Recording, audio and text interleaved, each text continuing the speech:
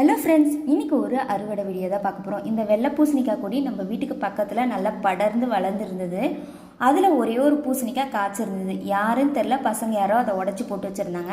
அடுத்தடுத்து ஒரு 3 பூசணிக்காய் கிட்டே நல்லா காய் விட்டுருந்தது. அதில் ஒரே ஒரு பூசணிக்காய் மட்டும் ஓரளவுக்கு பெருசாக சாம்பல் பூத்துருந்தது.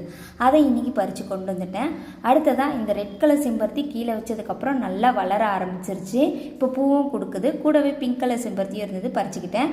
ஒரே ஒரு பிங்க் கலர் ரோஸ் இருந்தது, ஒரே ஒரு எல்லோ ரோஸ் இருந்துச்சு, அதையும் பறிச்சுக்கிட்டேன். ஒரே ஒரு வெண்டைக்காய் இருந்துச்சு, ஒரு 3 அவரைக்காய் இருந்துச்சு, அதையும் பறிச்சுக்கிட்டேன்.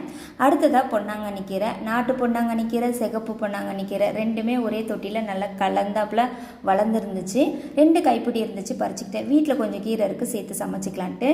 இந்த பொன்னாங்கண்ணி கீரையுமே எலி விட்டு வைக்கலாங்க, மொத்தத்தையும் கடிச்சு கொதறி வச்சிருக்கு. கூடவே பச்சை மிளகாவையும் கடிச்சு வச்சிருந்தது. ஒரு 10 பச்சை மிளகாய் இருந்துச்சு, பறிச்சுக்கிட்டேன். இதுதான் இன்னைக்கான அறுவடை. இந்த வீடியோ உங்களுக்கு பிடிச்சிருந்தா லைக் பண்ணி ஷேர் பண்ணி சப்போர்ட் பண்ணுங்கள். தேங்க்யூ.